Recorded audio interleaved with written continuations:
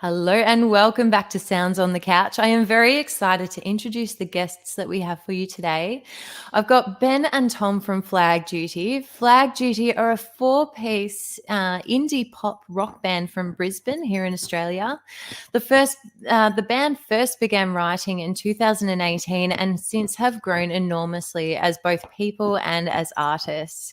With four equal voices within the band, they draw on an eclectic mix of influences to create their sound.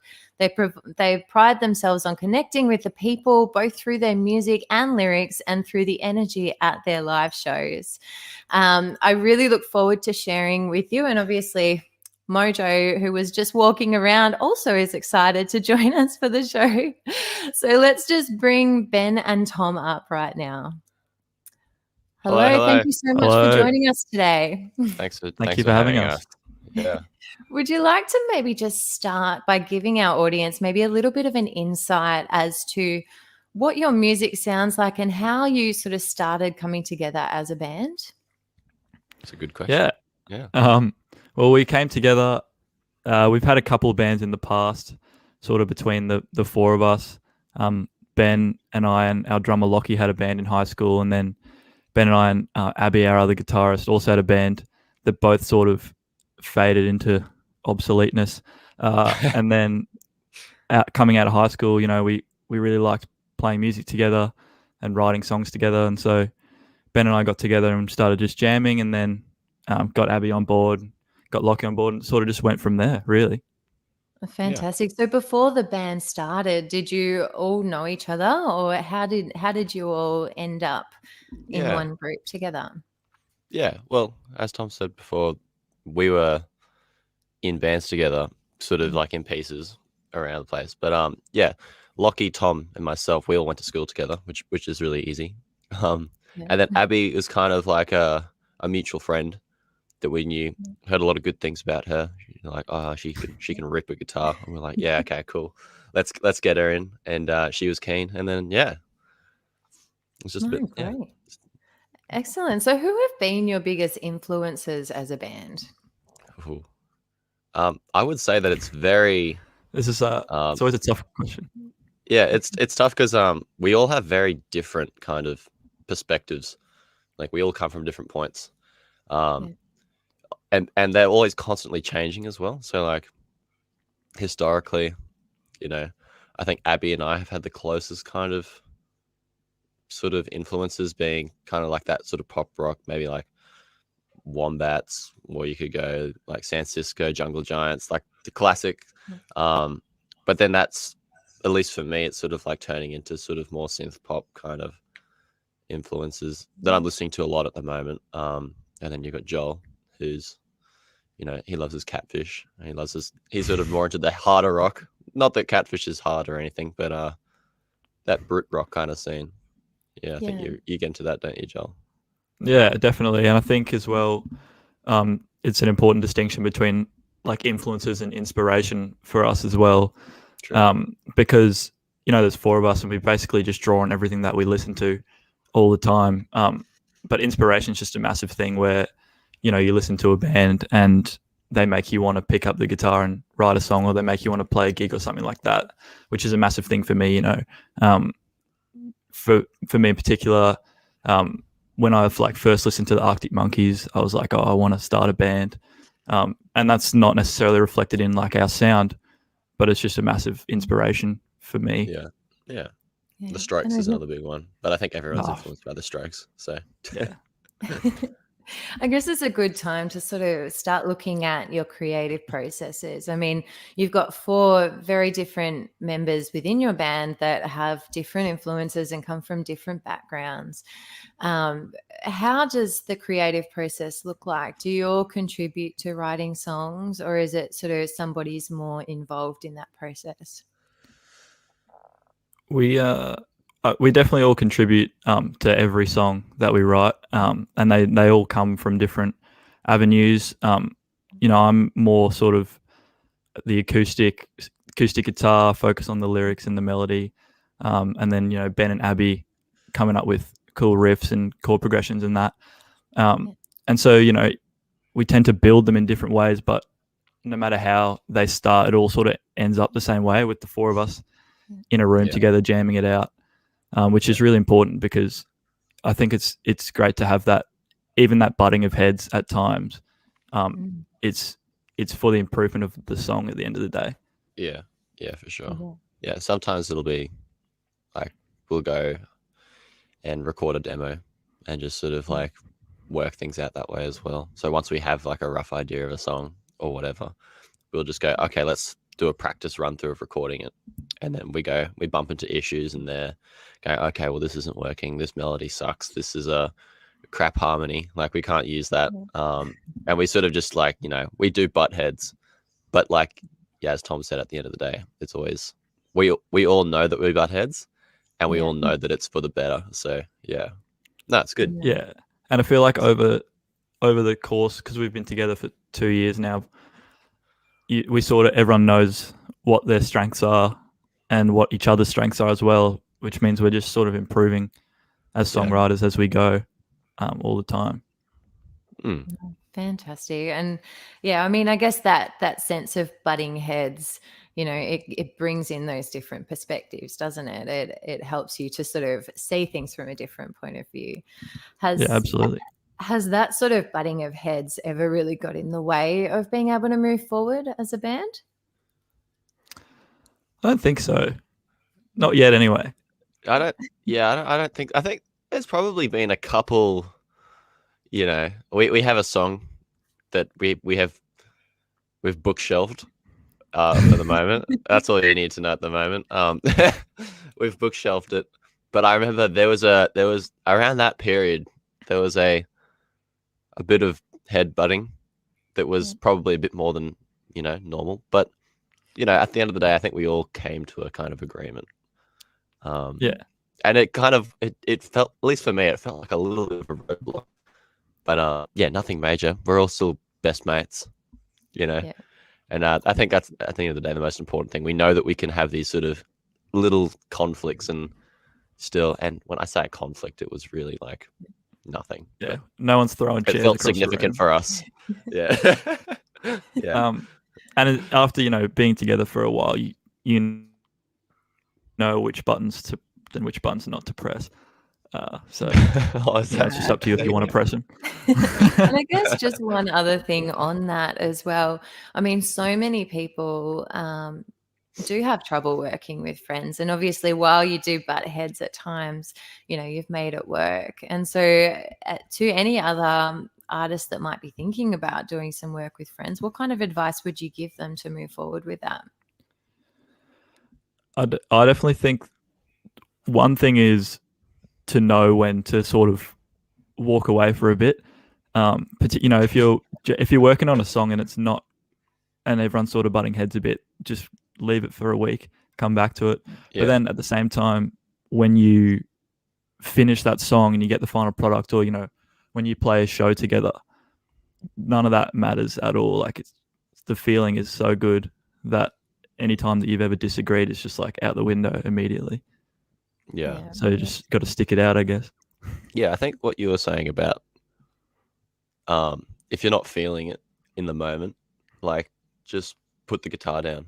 Like just there are times when you need to practice, and that's really, I think, important, and you should push through that. Sometimes you go, I can't bother practicing or whatnot, but yeah, really push through that. But in like from a creative sense, I think it's, if there are times where like a song's just not working, just change to a different song. Maybe a lot of the time we have like 5 different riffs, 6 different potential songs that we're working on simultaneously, and only 1 or 2 of them will ever turn into anything. But yeah, like I think it's important to, if you're not feeling something, don't just like throw it in the bin.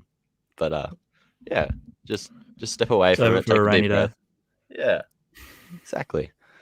Yeah. Oh, excellent. And I guess you've recently premiered your video to your single Day by Day. How has that been received as you've put that out into the world? Good. Yeah. I think. Yeah. Everyone that we've spoken to seems to think it's really cool, and they great. yeah. There's a huge thanks to Matt from Slate, who was the one that helped put that together for us. Yeah, he did a really great job. It was a Yeah, lot of fun. excellent. Would you Yeah. be able to maybe just take us through a little bit about what your experience of putting that together, both the video process and also the song, putting that together? What was your experience like in building this, and what was the inspiration behind it? Yeah. Do you want to start with the song? We Yeah. probably start with the song. The song came first. Yeah. Yeah. Song came from just the main riff that we had. Ben had that riff, and we'd gone away to write some songs together. Ben's got a place down at Mount Tambourine. We went down there to write some songs, and Ben said, "Oh, I've got this riff," and that was it. Really, like we were away. Yeah, actually, and, kind of that afternoon. Yeah, one afternoon we just sort of went, oh, that was the easiest song we've ever written. Kind of. Sometimes that happens. Like you can just extrapolate a riff into a whole song, and it just and we sort of jammed on the form for a bit, and then I just took the acoustic guitar, went away for half an hour or so, and had the chorus and the pre-chorus written. Wow. And then once we were demoing and stuff, we worked on the verses and that, and then the last bit that we added was like the guitar solo, which came from Ben wanted to change the chorus, and and then we decided we'll make that the bridge. And then, but yeah, the video was, so we wanted this song was going to be one of our big singles this year, so we wanted to sort of do a proper release, and with that was the music video, and we're pretty lucky. Matt from Slate Media, as Ben said, is a good friend of ours and does an incredible job with all of that stuff. And he just had a good vision for it, and executed it. Really, it took 3 days filming. 2 days, yeah. Yeah. Excellent. Yeah, no, it was a really positive experience, I'd say. Like it was a lot of fun, just being able to throw color powder at each other and get on dirty and run around and be an idiot for 2 days. It was a lot of fun, and if any other bands have an opportunity to make a music video, I would Especially with colored powder. And I'd recommend Matt. Powder. But I'd also recommend Cleanup Crew as well. If you're going to use color powder, Excellent. And so what have you learnt from this whole process that maybe you'll take to your next release? Just keep having fun with it. That's the main thing for us in everything that we do as a band, just to make sure that you're enjoying it. Which we do. So everything's great fun, and hopefully that can continue. Yeah, fantastic. If it's not fun, what's the point? So what do you have lined up for your near future? Like, do you have some more releases that you're planning on putting out? We do. Is that all right? Yeah. Yeah. Well, we've been in the studio a lot at the back end of last year, recording a few songs, and our previous single 20 and Day by Day have been sort of the first of a batch of songs that we've been recording. So we'll have some more new music out in the coming months, not to give too much away. But, Fantastic. So for any other artists that might be watching your interview or might be watching your journey, what kind of advice would you give them for their own journey?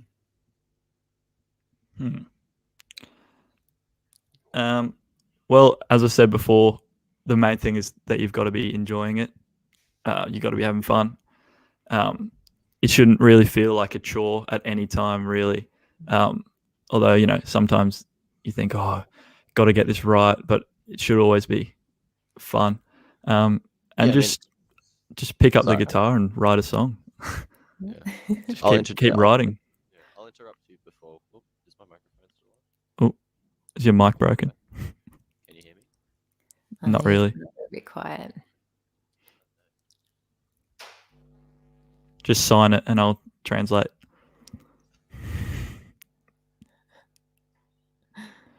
All right, he's gone. That's all right. But yeah, as I was saying, just making sure that you you pick up the guitar and you write the song and that you practice, because no one's an aficionado when you start. You know, as I said, we were in a couple bands before that, and at the time we thought they were great, but they weren't really. But the more that you just keep working at everything, just keep practicing, keep writing songs, you just get better as songwriters and as a group of musicians, really, which I like to think that we've done. You know, as performers, everything, we're just always looking to improve, and hopefully that's reflected in this, you know, our followers and people who are coming to the shows, which is a positive thing to see. Yeah, absolutely. And how would you say your audience has been with all of this, the release process and with the communication through social media? How's your experience of that been? Really good. It's been. Oh, he's back. Am I back? Oh, not really. It's been. How about now? Yeah, there Is you that- go. I just got to crank it. Oh, goodness. Okay, cool. But yeah, it's been really positive. And it's amazing to see your followers grow, and at shows, you know, seeing less and less familiar faces and more unfamiliar faces, which is a good thing for us. You know, when you first start, it's largely built up of your mates, and you know, as time's gone on, you know, people that are just there for the music, which is a pretty surreal thing, you know, considering we just write songs in a garage. Yeah. So yeah, it's been great, and seeing people comment saying they love our music is, you know, always a lovely thing. Yeah. Oh, great. So I guess, is there anything else that you would like to share with our audience before you finish up? Follow us on social media. Yeah. We're called And Flag Duty. Shameless whereabouts plug. can everyone find you? Everywhere. Instagram, Facebook, Triple J Unearthed. You know, Yeah, Spotify streaming is probably service. the main one. Streaming services, Apple Music. Give us a Deezer. follow and come to a show. That's always what I say to people when they ask about our music, is get yourself to a live show, because we put on a decent show. Yeah, we'll come say good day. You know, make Yeah. sure you wave your hand. We'd love to meet you. And keep your ears peeled for new music in the next couple months. Yeah, not long at all. So very exciting. Fantastic. Yeah. Thank you so much for joining us today. It's been amazing.